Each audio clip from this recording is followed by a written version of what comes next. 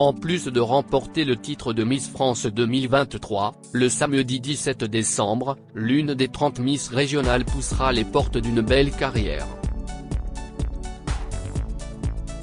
Tout au plus amusée par le port d'une couronne, la représentation de la France et des terroirs pendant un an, les voyages et les cadeaux, il n'est plus une raison de vivre, ni même un sésame pour s'épanouir professionnellement.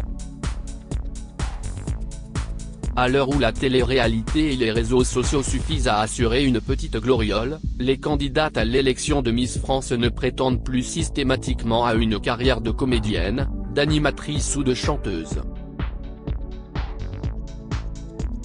C'est peut-être même une fierté pour le comité, de plus en plus bardé de diplômes, les jolies filles défilant devant les caméras de TF1 retournent de plus en plus rapidement et de plus en plus volontairement à un vrai métier, engageant des vraies ressources intellectuelles. Preuve qu'une Miss France, c'est aujourd'hui une tête aussi bien pleine que bien faite. Encore originale, il y a quelques années, cette aspiration à une vie normale, loin du showbiz, commence à s'affirmer comme une tendance. Exemple. Diane Lair, Miss France 2022. En remportant la prestigieuse couronne, la pétillante parisienne a mis de côté son métier de promoteur immobilier. Après avoir mené ses engagements pendant toute son année de règne, la jeune femme de 25 ans vient de se lancer dans une toute nouvelle carrière. Depuis septembre 2022, Diane Lair co-anime la matinale Le Morning sans filtre sur Virgin Radio en compagnie de Guillaume Janton. Supérieure à Miss France, les reconversions les plus inattendues. Iris Mittenard, Miss France 2016. Quand la jeune Lilloise, aujourd'hui âgée de 23 ans, s'est présentée à l'élection, elle était déjà en 5e année de chirurgie dentaire. Elle était persuadée qu'elle ne gagnerait pas.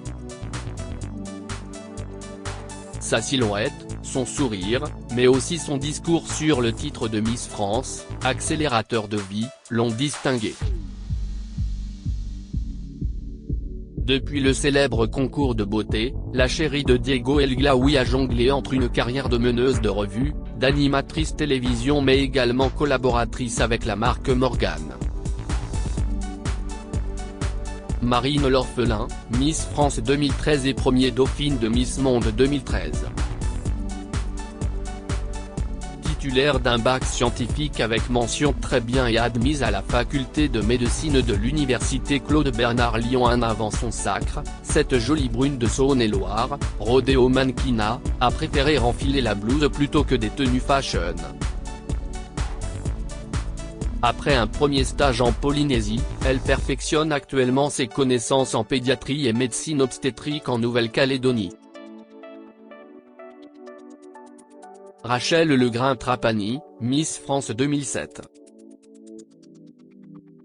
Poussée par Andemol, producteur du concours depuis 2005, sa participation à l'émission Secret Story a fait jeter son chapeau à Geneviève de Fontenay, en 2009.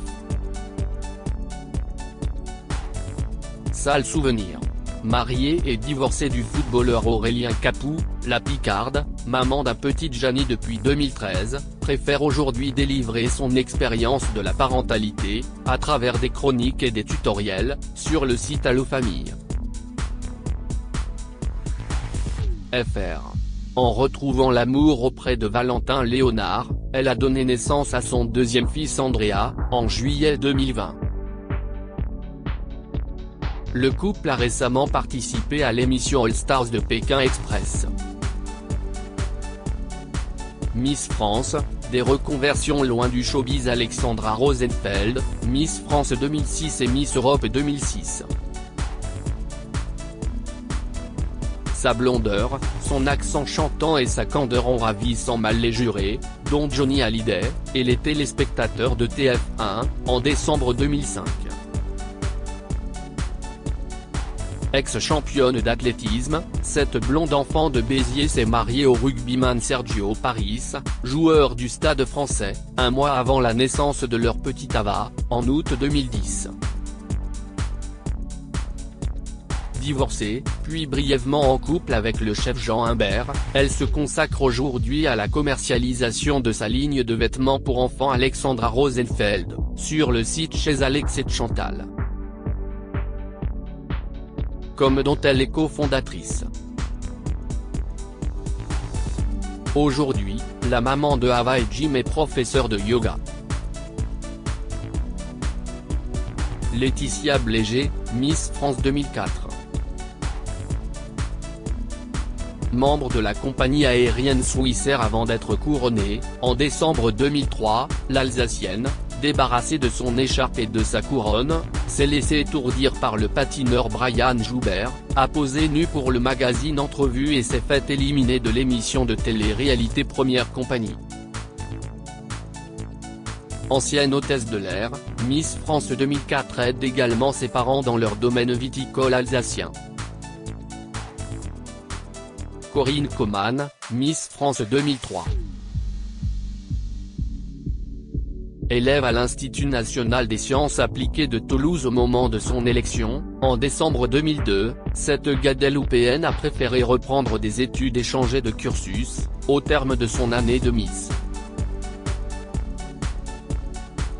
Diplômée par l'Université Paris 2e Panthéon-Assas d'un master en marketing et communication des entreprises, la jeune femme, major de sa promotion, officie désormais en tant que responsable marketing et communication d'un cabinet d'avocats d'affaires, à Paris. Mareva Galanté, Miss France 1999. Débarquée de Tahiti, cette descendante de la famille royale de Raiatea a troqué les couronnes de fleurs pour un diadème, en décembre 1998. Après s'être essayée à l'animation télévisée, sur TF1 et M6, au cinéma, 3-0, ou encore à la chanson, avec 2 albums, la jolie Vainée, ex-muse du couturier Jean-Charles de Castelbajac et actuelle compagne d'Arthur, avec lequel elle a eu une petite manava, en 2005, ne jure plus que par le bio. Avec son amie Valérie Espinasse, nutritionniste et naturopathe, Mareva a lancé une gamme de jus détox et de plats sans gluten ni lactose, baptisée Good Organic Only. Valérie Claes, Miss France 1994. Voluptueuse sirène de Saint-Nazaire, cette Miss Pays de Loire décroche l'écharpe et la couronne suprême, en décembre 1993, grâce à une petite expérience dans le mannequinat. Victime d'un accident de la circulation et traitée à la cortisone, en 1996, la reine de beauté voit sa silhouette s'arrondir. Elle en fait un atout et se lance dans le mannequinat grande taille.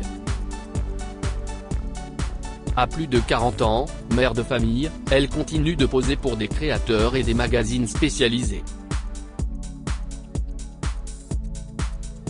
Linda Hardy, Miss France 1992. Aussitôt couronnée en décembre 1991, la beauté de cette brune nantaise affole le showbiz. Dès la fin de son règne, l'agence Elite la signe comme mannequin. Choisie pour figurer dans un clip de Johnny Hallyday, elle a partagé la vie du rocker pendant quelques mois.